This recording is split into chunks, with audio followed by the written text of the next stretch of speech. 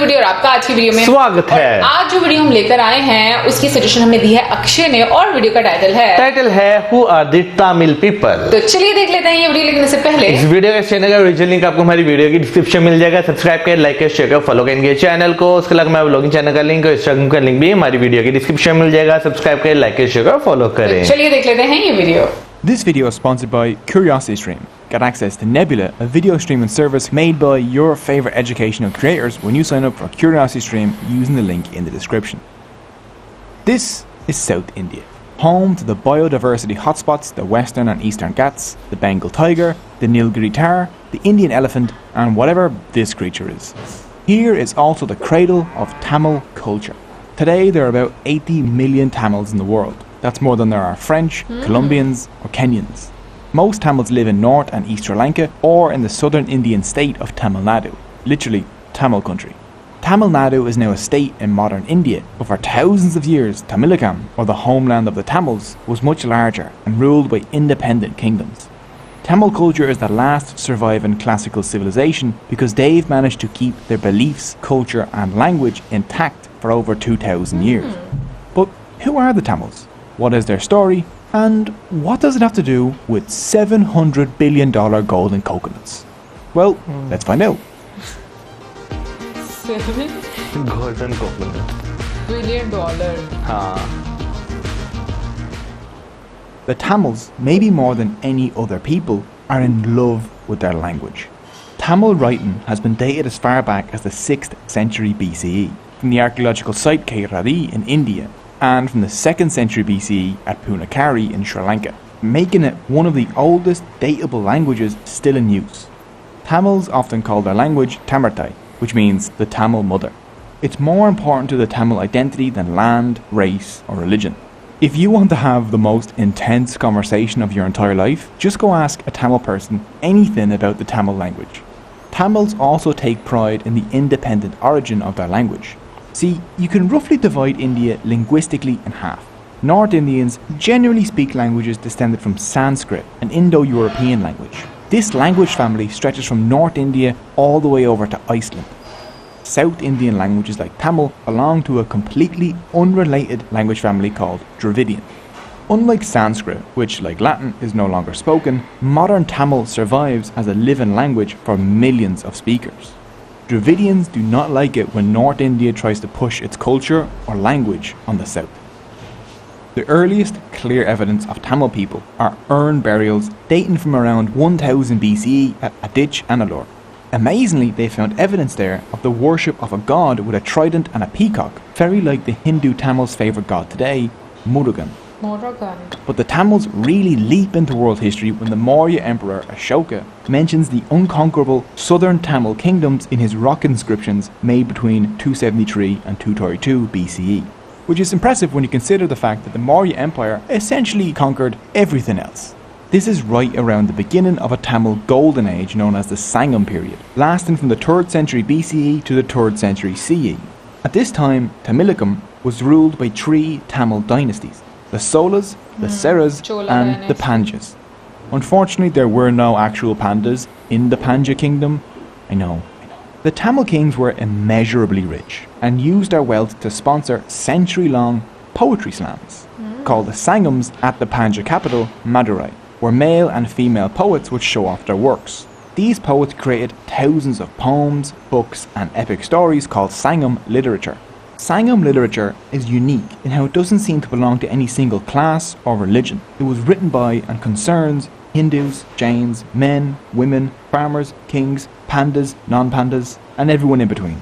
One great Sangam poet, Poon Krenar, emphasized the equality of all humans, saying, "I am a citizen of the world, and everyone in the world is related to me." This was quoted by one of India's most beloved presidents, the Tamil Muslim aerospace scientist Abdul Kalam, at the European Parliament in 2007. The Sangam literature tells us about a rich, cosmopolitan and multi-ethnic Tamil-speaking society 2,000 years ago, where Hinduism, Jainism and Buddhism all coexisted peacefully, where kings would even invite priests to public debates on their beliefs. Sangam poems describe Madurai as so rich that it had a moat with secret underground passages large enough for elephants. Greek mercenaries guarded its gates, and the scent of perfume could be smelled miles away from the city, where there were folks of every race buying and selling in the bazaars or singing to the music of wandering bands. So how were the Tamils so rich? They were spicy. The ancient world was a Spicy. bland, flavourless, unseasoned mess. It tasted a lot like English food. This was until the Tamils taught everyone the way of the spice. A 1st century CE Greek manual for sailors, the Periplus of the Erythraean Sea, says that the Tamils exported pepper and other spices along with diamonds, woven textiles, pearls, ivory, malabadrum and other luxury items. What's malabadrum? Who cares? It sounds luxurious though. Another major export was cotton and silk clothing woven by women. Indian women would dominate this global trade for the next 2,000 years. Tamils traded so much that Pliny the Elder said India takes 100 million sesterces from our empire per year at a conservative estimate. That's about 10 tons of gold. China had the Silk Road, the Tamils had the Flavor Highway? No, the Spice Boulevard. Whatever. They made themselves the centre of a global trade network that linked Europe, the Middle East, Africa, India, Southeast Asia and China. We've discovered massive hoards of Chinese, Iranian and Roman coins along the ancient Tamil coast. Tamil inscriptions have been found as far apart as Egypt and Thailand. A statue of the Hindu goddess Lakshmi got buried at Pompeii, and Tamil ambassadors met with Augustus Caesar in 20 CE. This trade made Tamil cooking the first international cuisine in the world. The word orange comes from the Tamil naram, ginger comes from Tamil inchivar, and rice in loads of European languages comes from the Tamil arisi. Without the Tamils, Ireland's greatest contribution to world cuisine, the spice bag, would not exist. And honestly, I don't want to live in that kind of world. One Roman cookbook had over 300 recipes using Indian spices, from ostrich curry to tasty peppered brain sausage, or everyone's favourite, another laxative. Link to the cookbook is in the description, in case you need a laxative. Tamils got so rich off of their trade routes that just one temple, the Padmanabhaswamy temple, whose vaults were recently opened, has a treasure worth over $700 billion. This was accumulated over thousands of years from the donations from Tamil dynasties like the Seras, the Pandyas, the Pallavas and the Solas. Some of the things in the temple include this golden Mahavishnu statue, tens of thousands of gold coins, a solid gold throne, golden elephants, a 5-meter long diamond necklace, and my personal favourite, a 30-kilogram solid gold coconut. At what point does that stop being a coconut and start being a bowling ball? There are still unopened vaults in this temple, so we're still unsure of how much it's worth. Tamil merchants, monks and craftspeople worked across Southeast Asia and lived in small communities there. Tamil merchants didn't just trade pepper with Southeast Asia, they traded the spiciest thing of all: ideas. From the 4th century CE on, kingdoms from Thailand to Vietnam to Indonesia were ruled by Hindu kings and wrote using Tamil writing. Modern Khmer, Javanese and Thai scripts all descend from the Tamil Pallava script. The greatest monument to this cultural exchange is the originally Hindu temple of Angkor Wat in Cambodia, the largest religious structure on earth. By the end of the 13th century, we even find a Tamil Hindu temple dedicated to Shiva all the way over in the Chinese port of Qinzhou, where a small Tamil community lived. The wealth and fame of the Tamil lands invited more than just merchants. A small Jewish community could be found in Kochi in the 6th century BCE. More even came as refugees after the destruction of the Second Temple in 70 CE. And according to local tradition, the Jews were followed by St. Thomas, the apostle of Jesus, who landed in India in 52 CE and started converting people to Christianity. From Thomas, India's current Syrian Christian community claims descent. In 629 CE, a mosque was built by Muslim merchants in Muziris, and you can still go visit it today, or a part of it at least, because the Portuguese blew it up in 1504, but it's still cool. You can still see some of it. Okay, so we're going to do a little time jump here. Let's see. Invaded by Buddhist warrior tribes, Jainism and Buddhism take over for a bit, rise of the Pallava dynasty, Hindu revival. Here it is. After the Sangam period, the next great Tamil golden age happened under the Sola dynasty, between the 9th and 13th centuries. Their greatest king, Raja Sola, rose to the throne in 985 CE. He and his son quickly turned his modest kingdom into an empire that conquered most of South India, Sri Lanka and the Maldives. The Sola used their massive navy, the largest in Asia at the time, to control the trade routes between Southeast Asia and China. When the Srivijaya Empire threatened to block Sola access to the Straits of Malacca, the Solas launched massive naval attacks across Indonesia and Malaysia and even kidnapped the Srivijaya king. And no one ever messed with their trade routes ever again. Along with an army containing 60,000 war elephants, the Sola king's personal guard included the Padimuglir, or women bodyguards trained in Tamil martial arts and weapons. There are also mentions of women working as advisors and ambassadors, and using their own money to make large donations to temples. Raja Sola poured his enormous wealth into building massive temples in a style called Dravidian architecture. The most well known of these being the Rajaraja Jeswara temple in Tanjavur. This 66-metre tall soaring monument to Raja was one of the tallest buildings in the world at the time. Other than Raja temple, other Sola/Dravidian architecture is also breathtaking, like the Iara Teswara temple, the Kankikonta Solapuram temple, and the Champakaresuvara temple.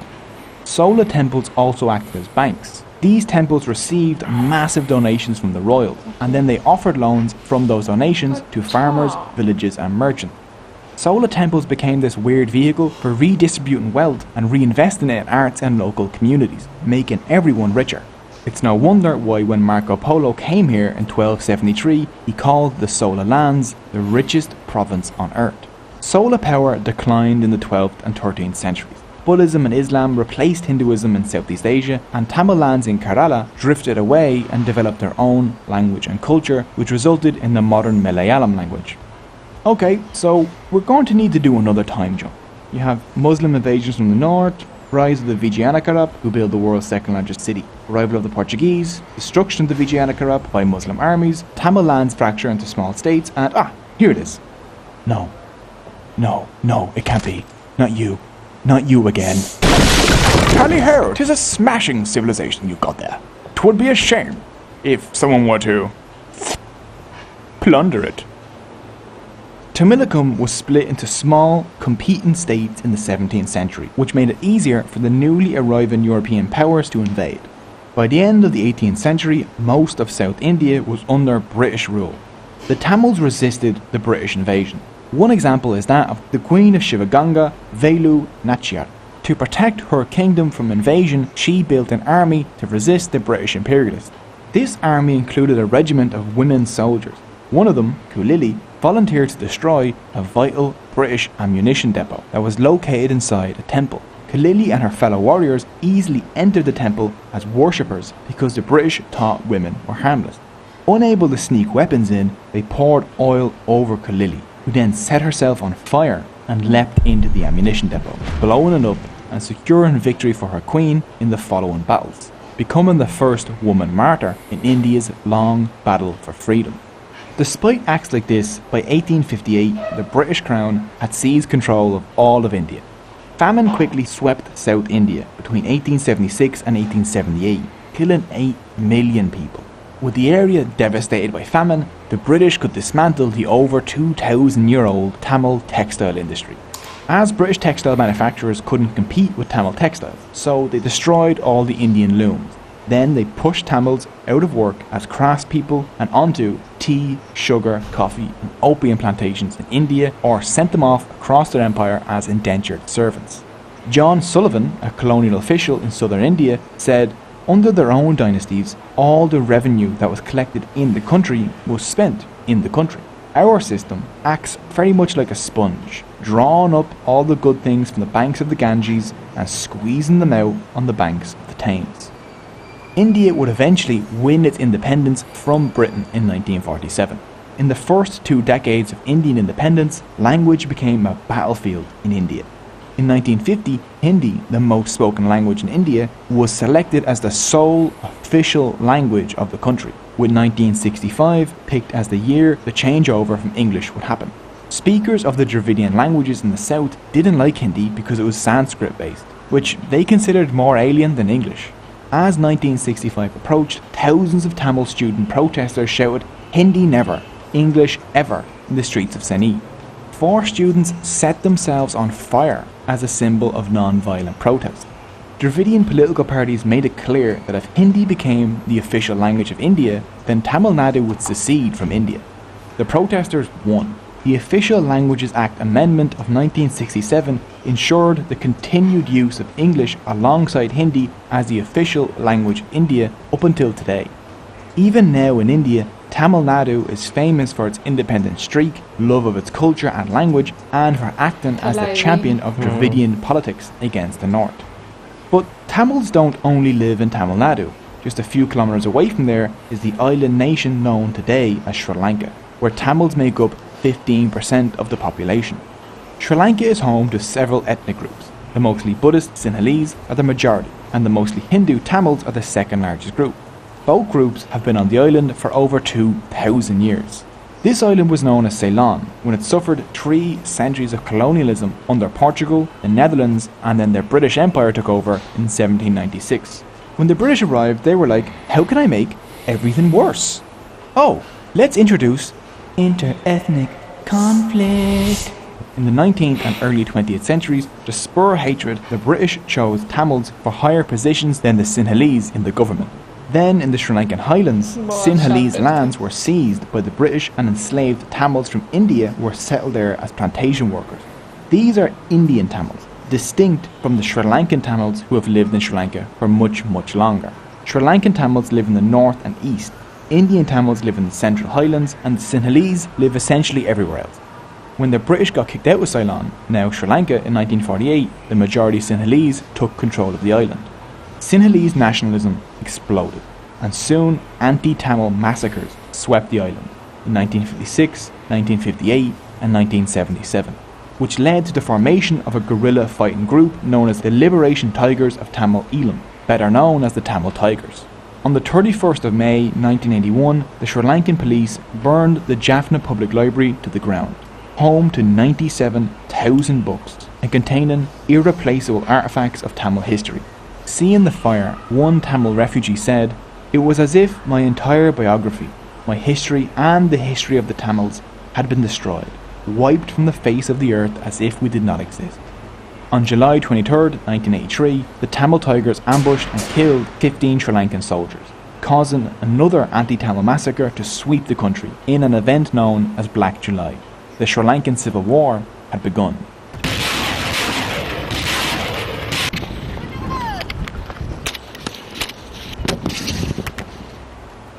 The Tamil Tigers were fighting for an independent Tamil nation in the Tamil parts of the island. As the war dragged on over decades, the Tamils became infamous for inventing the explosive suicide vest and for carrying out a suicide bombing campaign across Sri Lanka. The Sri Lankan army retaliated with brutal attacks against the Tamil Tigers, which mostly resulted in the deaths and displacement of tens of thousands of innocent Tamil civilians. The Sri Lankan state is still undergoing investigations for committing a genocide against the Tamils. This bloody war dragged on for 26 years, until the 18th of May 2009, when the leader of the Tamil Tigers, V. Pirapakaran, was killed and the Tigers surrendered. The war took the lives of over 100,000 people, with 40,000 Tamil civilians being killed in the final few months of the war. These are rough estimates because a proper investigation hasn't been done. The war caused a mass exodus of Sri Lankan Tamil refugees to India, Australia, Europe and North America. Today around 8 million Tamils live outside of India and Sri Lanka. From the 19th century onwards, they went as indentured labourers across the British Empire, especially to Malaysia, Singapore, South Africa, Fiji, Mauritius and the Caribbean, where many have kept their Tamil identity. Tamil is actually an official language in Singapore and Malaysia. Well, I think now it's time to take a look at Tamil culture. Religion. Today about 88% of the Tamil population of Tamil Nadu are Hindus, 6% are Christians, 5.8% are Muslims, and Jains, Buddhists and Sikhs make up the rest. The most important Tamil festival is Thai Pongal, a harvest festival dedicated to the Hindu sun god Surya that usually occurs on the 14th of January. This festival is celebrated by all Tamils regardless of religion though. Pongal means to boil or overflow and refers to the traditional dish of new harvest rice boiled in milk with raw sugar. Pongal celebrations include decorating cows, ritual bathing, parades, prayers, dances, creating art, and getting together with friends and family and exchanging gifts. During Pongal in Tamil Nadu, you might also see a Jallikutta. In this over 2,000-year-old sport, an Indian bull is released into a crowd of people, and men attempt to grab the hump on the bull's back with both arms and hang onto it for as long as possible, attempting to bring the bull to a full stop, thus taming the bull. If they do so, they get a prize. If no one tames the bull, the owner of the bull gets a prize. There have been many attempts to ban this sport in recent years, which has caused massive popular backlash. Another interesting Tamil holiday is a May festival of the god Aravan, who is worshipped by transgender people called Terunar in Tamil. At this annual festival at Kovakam, you'll see ceremonial marriages between festival goers and the god Aravan, along with beauty pageants and dances hosted with the support of the Tamil Nadu government. In 2008, Tamil Nadu became the first state in India to allow people to legally identify as a third gender. Arts.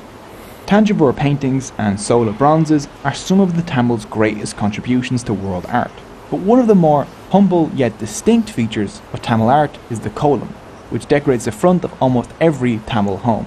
These are geometrical and floral designs made of rice flour. Each day the kolam is crafted by women and then erased the next morning to make room for a new one.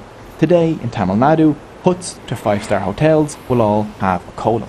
One of the most treasured pieces of Tamil literature is the Tirukkural by Tiruvulluvar, which has its origins in the Sangam period but was finalised a few centuries after. This is a masterpiece in ethics and living well. The Tirukkural is made up of 3 books of wise sayings on virtue, wealth and love, all delivered in quick 2-line poems.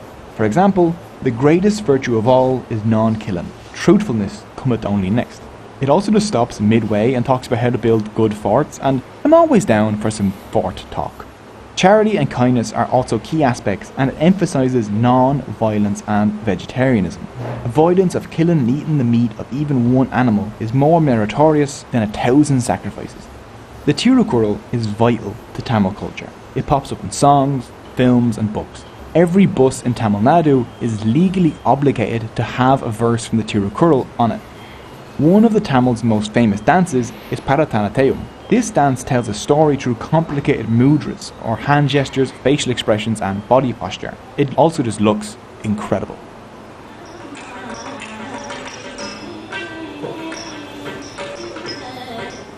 Food.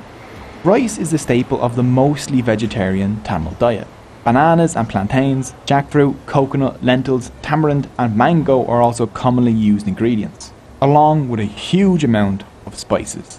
Traditionally, a Tamil meal is eaten off of a banana leaf. Some favourite Tamil foods include the light and fluffy idli, the fried and spicy vadai, the crispy dosa, and the delicious fried banana bonda. And no Tamil dish is complete without a side of sambar, chutney, or in Sri Lanka, coconut sambal. Tamils also love their coffee, which they brew in this unique South Indian device. Cinema. Tamil people are passionate about cinema. Based in the Kodobakam neighbourhood in Sena, the Tamil film industry, or Kollywood, is the second largest film industry in India. Mani Ratnam's gangster epic Nayakam was included in Time magazine's 100 best movies of all time list. I actually watched a movie with one of Tamil cinema's superstars, Rajinikanth, where this happens, and it was an absolutely amazing few hours. Tamil cinema has even bled into Tamil politics. 3 chief ministers of the Tamil Nadu state have risen out of Tamil cinema. Tamil cinema acts as a way for Tamils to preserve their independent and original culture by producing films in the Tamil language based on Tamil ideas and culture. I wish there was something like that for YouTubers, so they could create independent and high quality educational content for people that just love learning. Oh wait, Cogito and a bunch of our creator friends got together and made our own platform called Nebula, and we're excited to be partnering with CuriosityStream. Nebula is a place where you can watch some of the best educational content ad-free, uncensored and earlier than YouTube. This video was up on Nebula days ago, and there creators can also experiment with all kinds of new and exclusive content. This channel has exclusive content up on Nebula, and by supporting Nebula, you'll be providing a budget for creators to put out Nebula originals that would never make it on YouTube. Take for example Tom Scott's new game show Money, where he turns some of your favourite creators against each other for fun and profit. Or Real Engineering's Nebula original, The Logistics of D-Day, It's an incredible World War II docu-series that dives deep into a topic that YouTube's algorithm would bury. There are many, many more Nebula originals, all funded by and created for people like you, people that enjoy original, independent and smart content. And now Nebula even has original podcasts. But what does CuriosityStream have to do with this? Well, CuriosityStream is the best place to find world-class documentaries online, so we've teamed up and created a deal. If you follow the link in the description and sign up for CuriosityStream's annual subscription, you'll get access not only to CuriosityStream's entire catalogue of thousands of documentaries, but you'll also get access to Nebula for free. And that's not a trial or anything like that. As long as you're signed up to CuriosityStream, you'll get Nebula. And right now, for a limited time, CuriosityStream is offering Cogito viewers a 41% discount on their annual subscription. That's less than $15 a year for CuriosityStream and Nebula. I just finished watching their new documentary Treasures of the Earth, which is about indigenous peoples around the world. So if you like this video, you'll love that documentary. Unlike us, they actually have a budget to go and fly around the world and film these people, rather than drawing cute, chunky versions of them like we do. So click the link below to get 41% off the annual CuriosityStream subscription along with free access to Nebula. Or you can just go to curiositystream.com/Cogito. I hope you enjoyed this video. Let me know what you thought in the comments below. What people would you like us to cover next? You can find all the sources used in the description. If you're interested in supporting this channel, you can find our Patreon and merch store also linked down below. Our patrons get early access to all of our videos and a peek behind the scenes, along with knowing that these videos would not be possible without them. So thank you so much for watching and poi tu varen. बात करें अगर आज इस video की, तो इस चीज में तो कोई शक नहीं कि तमिल लोग जो है उन्होंने अपना कल्चर, अपनी चीजें जो है बहुत अच्छे तरीके से संभाल के रखी हुई हैं। क्योंकि जब हम साउथ इंडिया वाली साइड पे हम जब चीजें देखते हैं तो वो एक एक्सपीरियंस ही डिफरेंट होता है, बेशक उनके फेस्टिवल हो या कुछ और भी हो। लेकिन ये कि आज की वीडियो में हम लोगों को पता चला कि मतलब जो एंशिएंट टाइम था वहां से लेकर आज के टाइम तक सारी एक डिटेल, एक हिस्ट्री बताई। तो मैं कहूंगी कि वीडियो में काफी कुछ चीजें जो है वो डिस्कस की गई हैं, लाइक किस तरीके से मतलब ट्रेडिंग स्टार्ट की गई, कहाँ पर जो तमिल लैंग्वेज है वो अभी भी बोली जाती है, पढ़ाई जाती है। और फिर उसके साथ साथ जैसे मौजम ने बात बोली कि कल्चर प्रिजर्व करके रखा हुआ है। और फिर उसके बाद जो ब्रिटिश एरा है उससे पहले जितने इन्वेडर्स आए थे उनके बारे में बात की गई।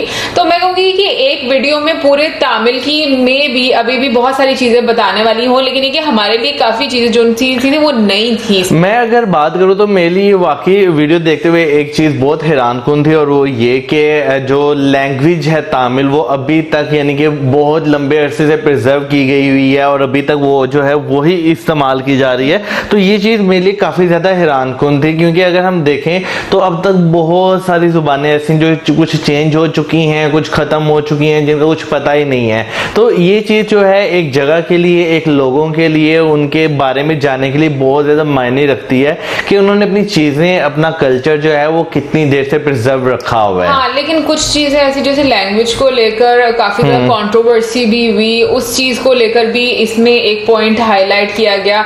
और इससे पहले मतलब हम लोग जब याद है हम लोगों ने क्वेश्चन पूछा था कि इंडिया की ऑफिशियल लैंग्वेज कौन सी है, और फिर मतलब हम लोगों को भी यही पता था कि इंडिया की कोई ऑफिशियल लैंग्वेज नहीं है। बट उसके पीछे एक जो बैकग्राउंड है कि क्यों नहीं हो पाई, उसकी रीजन भी हमें आज पता चली है। और इसके अलावा मैं कहूंगी कि जितने भी हम कहेंगे कि जो स्पाइसेस रहे हैं, मुझे लगता है वो तो हिंदुस्तान के, मुझे लगता है कि एक बहुत जान रही है। हाँ, एक मैं कहूंगी कि एलिमेंट रहा है, क्योंकि देखे ना स्पाइसेस के पीछे तो क्या नाम लेते हैं, ब्रिटिश यहाँ पर आया था। बात करें कि शुरू से अगर देखा जाए तो स्पाइसेस का ही चक्कर था कि यानी शुरू से ट्रेडिंग जो है ज्यादातर इसी चीज की जाती। फिर जो टेक्सटाइल इंडस्ट्रीज, फिर उसके अलावा मेरे लिए एक बड़ा और इंटरेस्टिंग मैं कहूंगी कि एक फैक्ट था जो कि शायद चोला डायनेस्टी के बारे में था कि जो जहां पर जो मंदिर थे उनको एज अ बैंक भी इस्तेमाल किया जाता था। तो मुझे ये बड़ा अच्छा लगता था, क्योंकि मैंने बहुत जगहों पर ये चीज पढ़ी थी है कि मंदिर का जो पर्पस पहले के टाइम में सिर्फ ये नहीं हुआ करता था कि वहां पर जाकर आप पूजा करें या इबादत करें, उसका बहुत सारा और भी पर्पस हुआ करते थे कि वहां पर जाकर लोग चीजें सीखते थे। और जैसे एक बैंकिंग सिस्टम का इसमें बात की गई तो बाकी में लोगों के बीच में ऐसे लोग जो कि चीज़ों को अफोर्ड नहीं कर सकते उनको पैसे दिए जाते हैं, जैसे आजकल बैंक से हम लोग लोन लिया करते हैं, वो सिस्टम वहां पर इतनी देर पहले अपनाया गया। अच्छा, वैसे अगर देखा जाए तो इस लिहाज से साउथ इंडियन स्टेट जो है काफी ज्यादा रिच रही है, क्योंकि हम अगर देखें तो वहां पे जो मंदिर हैं उनमें काफी ज्यादा आपको गोल्ड के बारे में सुनने का मिलता है। इवन के दुनिया के रिचेस्ट टेम्पल्स की बात करें तो वो भी साउथ इंडिया में ही आते हैं। फिर उसके अलावा जो जैसे आपने बात की एज ए बैंक इस्तेमाल किया जाता था, तो जैसे वीडियो में भी ये चीजें डिस्कस की गई कि फार्मर्स को और बिजनेसमैन को या जिन लोगों को पैसा की जरूरत होती थी तो वो टेम्पल से राब्ता करते थे, और राजा जो है वो अगर उसको पैसा देना होता था वो डायरेक्ट खुद टेम्पल को देता था। राजा भी और जितने भी अमीर लोग थे। तो ये चीजें जो है वो चीजें जो हम जैसे लोगों को वाकई नहीं मालूम थी। हाँ, लेकिन मुझे ऐसा लगता है ना कि देखो एक जो डिफरेंट हम कहेंगे कि एक पर्सपेक्टिव हमारे सामने आते हैं चीजों के, लेकिन जब आप खुद पढ़ते हैं ना तो आपका नजरिया चेंज होता है और आप चीजों को और ज्यादा जानते हैं। फिर उसके अलावा बहुत सारे फ्रीडम फाइटर्स हम लोगों को नजर आए बीच में, और वैसे मुझे तो जो बीच में जिक्र किया गया था एक फ्रीडम फाइटर का, बिल्कुल जो लेडीज की मैं बात करूं जो जिक्र किया गया था वो वाकई बहुत ज्यादा हमारे लिए हैरानकुन था, क्योंकि इससे पहले अगर हम बात करें तो हमें कुछ ऐसे हैं रियासतें जिनका पता, जैसे झांसी की रानी की बात करें तो उनका हमें मालूम था कि वो एक फ्रीडम फाइटर रह चुकी हैं, लेकिन ये कुछ दिल्ली की बात करें तो ये जिस तरह इन्होंने काम किया वाकई नहीं आम बंदा भी कर सकता, काबिल तारीफ है। बिल्कुल। अच्छा, यहाँ पर ना एक चीज मेरे ज़हन में आती है, जब भी हम लोग वीडियोस देखते हैं ना तो मैं ये बात सोचती हूँ कि जितने भी इन्वेडर्स आए, ठीक है, चाहे वो मुस्लिम से, क्रिश्चियन से, कोई भी मतलब वो उनका जो भी रिलीजन था, जो भी उनकी एक सोच थी, मुझे ये चीज समझ में नहीं आती कि उनका एक मकसद ये क्यों होता था कि वो लोगों को गुलाम बना कर रखें। वो ऐसा क्यों नहीं करते थे कि लाइक सब लोग जहां पर जैसे रह रहे हैं, ठीक है, आपको एक पावर का नशा है या आप लोगों पे रूल करना चाहते हैं, तो लोगों को कंट्रोल क्यों आप उस तरीके से करते हैं कि वो गुलामी की जिंदगी गुजारना शुरू हो जाए। जैसे कि इसमें भी बताया कि जब ब्रिटिशर्स आए तो उन्होंने टेक्सटाइल से उनको निकाल दिया, उन लोगों को खेतों में डाल दिया, ये सारी चीजें। तो मुझे ना ये चीज हिस्ट्री की बहुत गलत लगती है, सब जितने भी रूलर्स थे कि वो उनका ना थोड़ा सा मुझे जहन इस तरह का लगता है कि वो लोगों को गुलाम बनाना चाहते थे, वो लोगों को कंट्रोल करना चाहते थे। यार अगर मैं बात करूं तो वाकई जो है इस चीज से मैं एग्री करता हूं कि जो इन्वेडर्स थे उन्होंने जो है जो खासतौर पर अंग्रेजों की बात करें तो उन्होंने वाकई बहुत ज्यादा डिस्ट्रक्शन की। जैसे हमने वीडियो देखी उसमें कहा कि भाई हम जो है इन्हें अर्बनाइज करने आए थे, इन्हें बेहतर करने आए थे, लेकिन जब आप तारीख उठाकर देखते हैं, हिस्ट्री को पढ़ते हैं तो आपको साफ पता चलता है कि वो यहाँ पे कोई बेहतरी करने नहीं थे, बल्कि यहाँ पे जो एक डेवलपमेंट थी, एक जो चीजों की जो उस टाइम के लिहाज से बहुत ज्यादा मॉडर्न थी, उससे ज्यादा जो है वो डिस्ट्रक्ट करने आए थे, यानी कि बिल्कुल खत्म कर दिया। जैसे फैक्ट्रीज तबाह कर दी, लोगों को बेरोजगार कर दिया, कहत साली यहाँ पर डाल दी, तो ये काफी सारी चीजें आपको देखने में नजर आती हैं। वैसे मैं बात करूं जैसे कि अक्सर ये बात होती है कि लाइक वो यहाँ पर लोगों को सिविलाइज करने आए थे, तो अगर मुझे ऐसा लगता है कि क्योंकि हम लोग चीजों को इतना ज्यादा जानते नहीं है, लेकिन जब आप पढ़ना शुरू होते हो तो मुझे ऐसा लगता है कि अगर हम लोग जितनी भी हिंदी टेक्स्ट बुक्स हम कहेंगे कि जो पढ़ते हैं, जो कि हम कहेंगे कि सीक्रेट भी मानी जाती हैं, जैसे कि अगर आप महाभारत की बात करें या आप गीता की बात करें या फिर और भी जैसे वेदास हैं, तो हर किसी का तो मैं ये नहीं कहूंगी कि बहुत अच्छे से पता है, लेकिन ये कि जितनी भी हम चीजें देखते हैं तो देखा जाए तो बहुत सारी साइंटिफिकली जो चीजें हैं या मॉडर्न चीजें हैं एंशिएंट टाइम में, अगर मैं हिंदू स्क्रिप्चर्स की बात करूं तो उसमें ऑलरेडी मेंशन्ड है वो चीजें। तो मुझे लगता है कि इन लोगों को उल्टा सिविलाइज होने की जरूरत थी, लेकिन ये कि हाँ उन लोगों ने मुझे लगता है फायदा इस तरीके से उठाया कि उन लोगों ने बुक्स पढ़ के खुद उसको यूटिलाइज कर लिया उस नॉलेज को, और जो खुद के जिन लोगों का ये नॉलेज था उन लोगों ने उसको उस तरीके से इस्तेमाल नहीं किया, मतलब जो चीजें मुझे लगती हैं। एक और फैक्टर मैं यहाँ पर डिस्कस करना चाहूंगी वो तमिलियन टाइगर्स के बारे में, क्योंकि रिसेंटली अभी ताजी मूवी देखी है तो इसलिए हम लोग को पता। हाँ, तो मतलब वही ना, वेब सीरीज नहीं फर्क होता है। अच्छा भाई, वेब सीरीज देखी है तो मतलब इस वजह से वो क्लिक कर गया, क्योंकि बहुत सारे लोग हम लोग उस टाइम पर कह रहे थे कि आप लोगों को पता नहीं चलेगा कि लेकिन ये कि हम लोग सबटाइटल के साथ मूवी देखी थी तो हम लोग को काफी ज्यादा आइडिया हो गया था और आज की वीडियो में भी और ज्यादा चीजें जो है वो क्लियर हो गई हैं। बट फिर मैं यहाँ पर ये बोलती हूँ कि ना सब लोगों को आराम से सीरियसली रहना चाहिए, झगड़ा नहीं करना चाहिए ताकि सुकून से रहें। और अपनी जमीन सबको बहुत प्यारी होती है और मुझे लगता है कि बस आपको लॉयल रहना चाहिए अपनी जमीन के साथ। बाकी चीजें जो है ना वो सारी ठीक हो जाती है। मैं क्या करती हूँ, ये क्या करता है, वो क्या करता है, इन चक्करों में हमें पड़ना नहीं चाहिए जब तक कभी कोई किसी को नुकसान ना पहुंचाए। तो एनीवे गाइस, ये तो थी हमारी आज की वीडियो। आई होप आपको अच्छी लगी होगी। आपको क्या सोचने इसके बारे में जरूर बताइए कमेंट सेक्शन में। और इसी के साथ हमें ज्यादा video like, subscribe, share, keep us in your prayers. Good bye.